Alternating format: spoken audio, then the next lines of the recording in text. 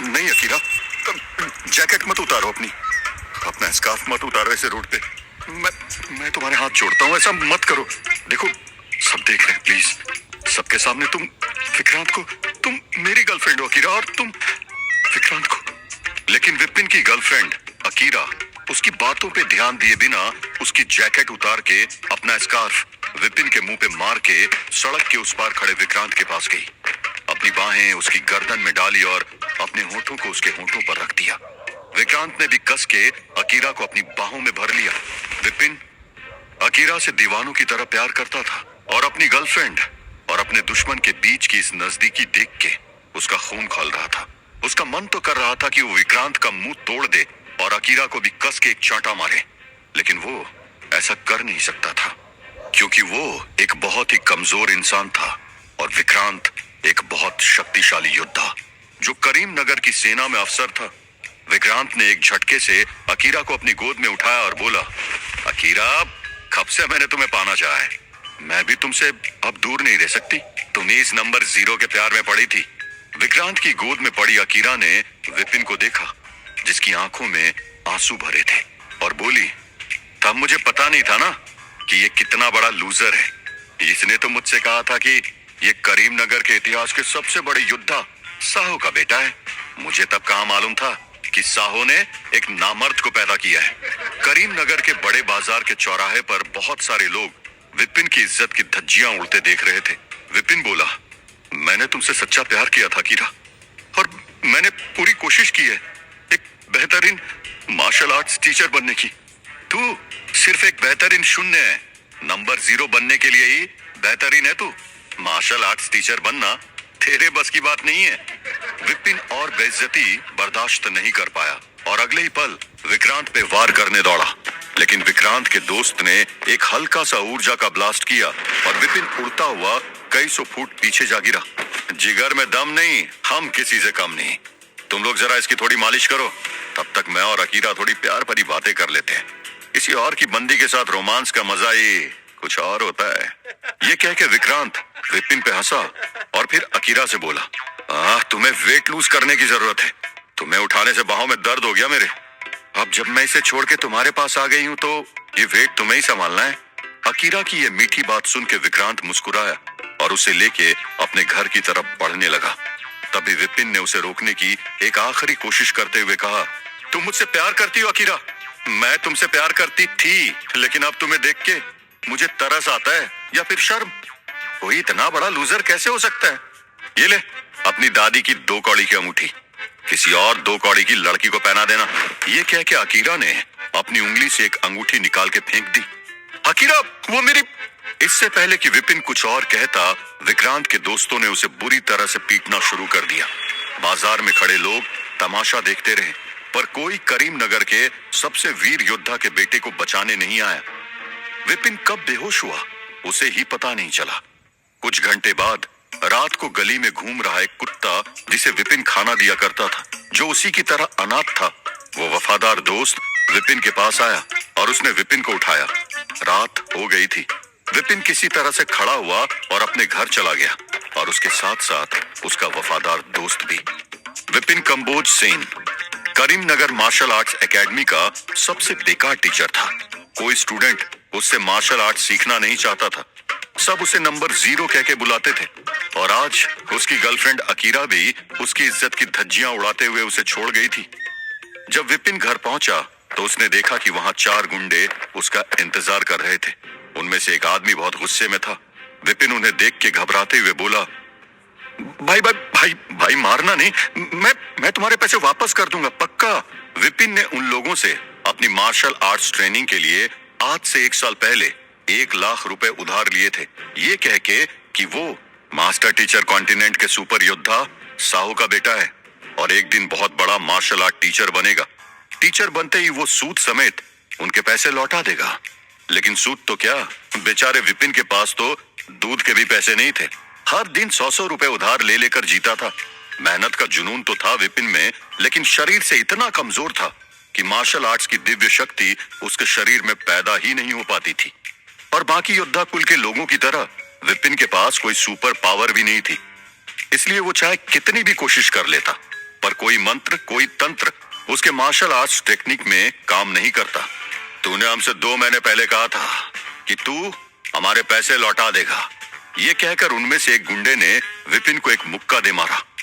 विपिन बोला, भाई बात के बीच में हाथ का क्या काम? मैंने इस बार बहुत मेहनत की है। हाँ, इस बार मैं पक्का मार्शल आर्ट्स एकेडमी के टीचर्स चैलेंज में पास हो जाऊंगा। विपिन की इस बात पे हंसते हुए वो आदमी बोला, और मैं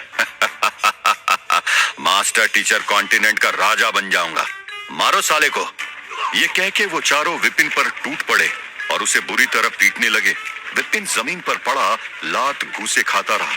विपिन को मार खाता देख वो कुत्ता जिसे विपिन खाना देता था उन लोगों को काटने के लिए दौड़ा, लेकिन उन्होंने उस बेजुबान जानवर को दबोच लिया और ये विपिन से देखा नहीं गया। विपिन एकदम से उठ खड़ा हुआ और बोला, उसे छोड़ दो, नहीं तो मैं तुम लोगों को जान से मार दूंगा। ये कहकर विपिन ने उस आदमी को धक्का दिया तो उसने उस बेजुबान जानवर को छोड़ दिया। विपिन की आंखों में गुस्सा देख के वो आदमी अब उसे छेड़ते हुए बोला, भाई देख, गुस्सा आ रहा है चमन चैंपियन को। उस आदमी ने विपिन के मुंह पे चाटा मारा, लेकिन अब विपिन उसे घूर रहा था। मुझे तो लगता है कि ये साहो का असली बेटा भी नहीं है। ऐसा तो नहीं कि जब साहो बाहर दुनिया बचा रहा था तो कोई दूसरा तेरी माँ से इश्क लड़ा रहा था, हा? ये गिरी हुई बात सुन के विपिन की आंखों में खून उतर आया और वो बोला, भाई अब ज्यादा हो रहा है। विपिन की बात सुन के उन मुश्तंडों में से एक बोला, कमाल है, इतनी गिरी हुई बात सुन के भी तू सिर्फ बात ही कर रहा है। तू सच में नंबर 0 ही है। 15 साल पहले भयानक के हाथों अपने पिता साहो और माँ गायत्री को खो चुका विपिन अनाथ ही बड़ा हुआ था और पिछले 15 सालों में आदत पड़ गई थी उसे इन सब बातों की। लेकिन एक बात जो उसे बर्दाश्त नहीं होती थी वो ये थी कि कोई उसे नंबर 0 बोले। इसलिए उस गुंडे के मुंह से वो सुनते ही विपिन की आंखों में खून उतर आया। नंबर 0 नहीं बोलना मुझे। और अगले पल विपिन ने उस आदमी के मुंह पे पूरी ताकत लगा के एक मुक्का जड़ दिया। तैश में आके विपिन ने उस आदमी को मार तो दिया था, लेकिन अब वो गुंडे उसे जिंदा नहीं छोड़ने वाले थे और विपिन ये बात जानता था। इसलिए वो कालाहारी के जंगल में जो उसके खंडर हो चुके घर के पीछे था उसमें अपनी जान बचाकर भाग गया। कालाहारी के जंगल मौत की घाटी के नाम से भी जाने जाते थे क्योंकि वहां बहुत ही भयानक जानवर रहते थे। लेकिन विपिन उन राक्षसों से बचने के लिए उस खतरनाक जंगल के अंदर भाग गया। सुबह से शाम हो गई। वो आदमी वहीं जंगल के बाहर उसका इंतजार करते रहे, लेकिन विपिन जंगल से बाहर नहीं आया। आखिर में ये मान के कि विपिन जंगल की भेंट चढ़ गया, वो लोग वहां से चले गए। पर देर रात बुरी तरह घायल विपिन वापस अपने घर लौटा तो उसने देखा कि वो कुत्ता जिसे वो खाना दिया करता था उसे वो जान से मार के चले गए थे। विपिन अपने बेजुबान दोस्त की लाश देख के टूट गया था। अपने दोस्त को अपने घर के आंगन में दफनाने के बाद दुख से तड़प रहा विपिन घर में लगी अपने पिताजी की तस्वीर के सामने जाके खड़ा हो गया और बोला, ये किस बात की सजा है पिताजी? मेरा प्यार, मेरी इज्जत, मेरा बेजुबान दोस्त सब छिन गया मुझसे और मैं कुछ नहीं कर सका। क्यों मैं कमजोर? मेरे अंदर आपका एक भी गुण क्यों नहीं है? क्यों नहीं हूं मैं आपकी तरह शक्तिशाली? ये कहते हुए विपिन की आंखें भर आई और वो वहीं अपने पिताजी की तस्वीर के नीचे रोते रोते कब सो गया उसे पता ही नहीं चला। अगली सुबह थी मार्शल आर्ट्स एकेडमी के टीचर्स चैलेंज की। दुनिया की सभी एकेडमीज में सिर्फ स्टूडेंट को एंट्रेंस टेस्ट देना पड़ता था, लेकिन यहाँ इस एकेडमी में साल की शुरुआत में एकेडमी के सभी मार्शल आर्ट्स टीचर्स को अपनी शक्ति और टेक्निक का इम्तिहान देना होता था। इस इम्तिहान को पास करके ही ये साबित होता था कि वो टीचर किसी स्टूडेंट को मार्शल आर्ट्स योद्धा बनने की ट्रेनिंग देने के काबिल है या नहीं। अगर कोई टीचर लगातार 3 साल तक ये टीचर्स चैलेंज पार नहीं कर पाता तो उसे एकेडमी से हटा दिया जाता था। उसके बाद वो योद्धा कभी मार्शल आर्ट्स टीचर नहीं बन सकता था। पिछले 2 सालों से इस चैलेंज को पास करने में नाकामयाब रहे विपिन से आज तक किसी स्टूडेंट ने मार्शल आर्ट्स की ट्रेनिंग नहीं ली थी। आज का ये टीचर्स चैलेंज विपिन के लिए एक आखिरी मौका था अपने महान पिता की तरह इस मार्शल आर्ट्स एकेडमी में टीचर बनने का। कमजोर और जख्मी हालत में विपिन आ पहुंचा था मार्शल आर्ट्स एकेडमी के ग्राउंड में। जहां सभी मार्शल आर्ट्स टीचर्स खड़े थे। ग्राउंड के चारों तरफ बने स्टैंड्स में मास्टर टीचर कॉन्टिनेंट की जनता बैठी थी। ये टीचर्स चैलेंज साल की सबसे बड़ी मार्शल आर्ट्स प्रतियोगिता थी।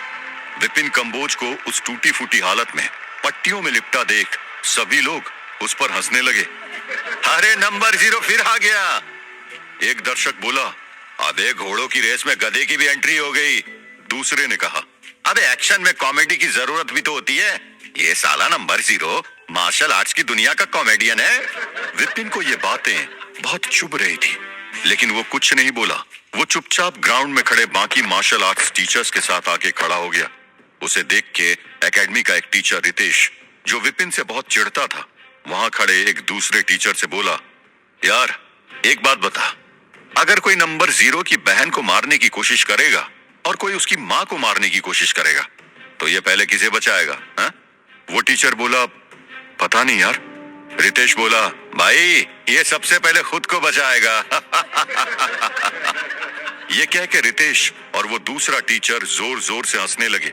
विपिन रितेश की गर्दन उसके शरीर से अलग कर देना चाहता था, लेकिन उसने खुद को रोका और अपने चैलेंज पे ध्यान दिया।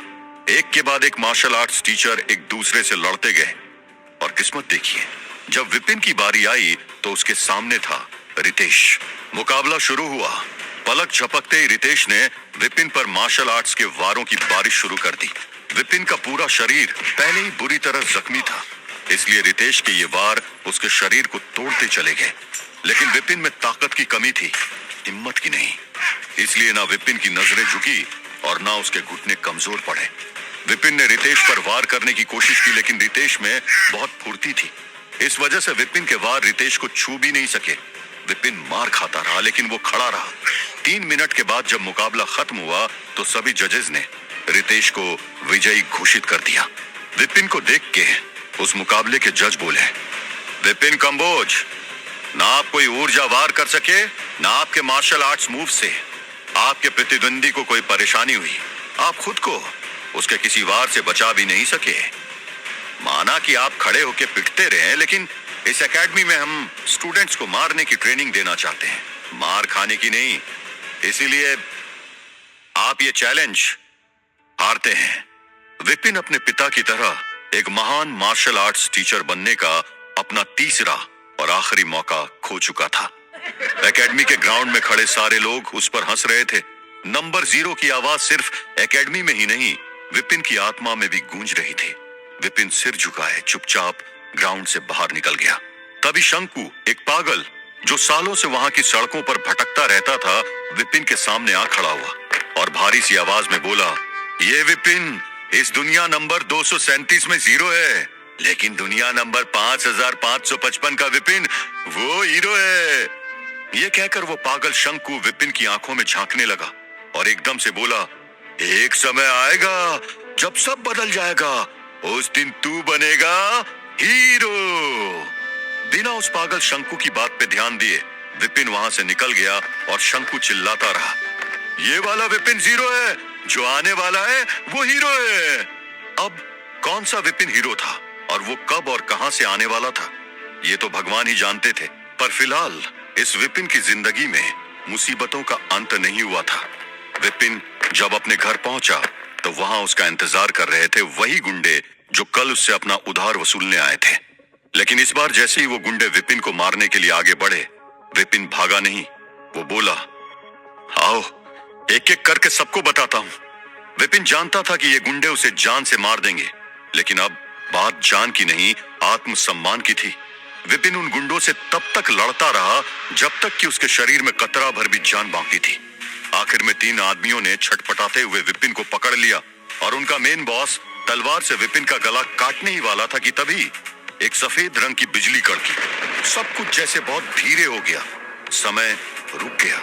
वो सभी गुंडे वहीं जम गए और एक दिव्य द्वार खुला और उसमें से बाहर आया एक लंबा चौड़ा मार्शल आर्ट्स योद्धा। विपिन इस शख्स को जानता था, और विपिन क्या, मास्टर टीचर कॉन्टिनेंट का हर शख्स इस योद्धा को जानता था। विपिन के सामने खड़े थे मास्टर टीचर कॉन्टिनेंट के सबसे महान गुरु मास्टर शेख, वही मास्टर शेख जो गुरु थे विपिन के पिता साहो के। मास्टर शेख, आप यहाँ क्या कर रहे हैं? विपिन के इस सवाल के जवाब में मास्टर शेख मुस्कुराते हुए बोले, कुछ नहीं विपिन, तुम्हारे नंबर 0 के खिताब के आगे 1 लगाने आया हूं। ये कहते ही मास्टर शेख ने एक झटके से अपनी हथेली से विपिन के सीने पे एक ऊर्जा वार किया और अगले ही पल विपिन की आत्मा के सामने थी विपिन की बॉडी। हवा में तैरती विपिन की आत्मा ने अपने शरीर को देखा, जिसको पकड़ के वो चारों गुंडे जमे खड़े थे। और फिर उसने मास्टर शेख से पूछा, ये मैं अपने शरीर से बाहर कैसे आ गया? अगले ही पल विपिन की आत्मा के चारों तरफ की दुनिया बदलती चली गई और कुछ ही पलों में वो खड़ा था एनर्जी के बहुत बड़े आयाम में। ऊपर नीचे दाएं बाएं हर जगह बस एनर्जी की तरंगे बह रही थी। विपिन ने नीचे जमीन की ओर देखा तो उसे ऐसा लगा कि वो रोशनी के सागर में खड़ा है, जिसमें से हल्का हल्का धुआं उठ रहा था। हजारों फुट ऊपर आसमान में नीली और हरी ऊर्जा की तरंगे बह रही थी। उसके सामने हवा में कुछ अजीब सी लाल रंग की चिंगारियां भी फूट रही थी। विपिन की सोल इस ऊर्जा के सागर में टहलने लगी और उसने आगे बढ़ के एक लाल रंग की चिंगारी को छुआ। उस ऊर्जा की चिंगारी को छूते ही उसे एक अजीब सा कंपन महसूस हुआ। इससे पहले कि विपिन की आत्मा कुछ कह पाती, विपिन के साथ खड़े मास्टर शेख मुस्कुरा के बोले, शून्य काल में स्वागत है तुम्हारा नंबर 0। समय आ गया है तुम्हारा अपनी शक्तियों को हासिल करने का। क्या तुम तैयार हो हीरो बनने के लिए? लेकिन जहां एक तरफ master Sheikh master teacher continent के नंबर 0 की जिंदगी बदलने वाले थे, एक अजीब सी काली शक्ति भी शून्य काल में मंडराने लगी थी। उस ऊर्जा के सागर से जिसमें से धुआं उठ रहा था, एक अजीब सी आकृति निकल रही थी। शून्य काल के अंदर प्रकट हो रही काली शक्ति के इस अंश को न विपिन ने देखा था और न मास्टर शेख ने। क्या थी ये काली शक्ति जो बंद थी शून्य काल में? आखिर मास्टर शेख कैसे इतने सालों बाद लौट आए थे विपिन के पास? क्या थी ये जगह शून्य काल जहां मास्टर शेख विपिन की सोल को ले आए थे? कैसे बनने वाला था विपिन नंबर 0 से सुपर हीरो? इन सवालों के जवाब जानने के लिए सुनते रहिए समय की अनंत धाराओं में तिलिस्म के धागों से बंधी ये रोमांचक कहानी नंबर 0, सिर्फ पॉकेट एफएम पर।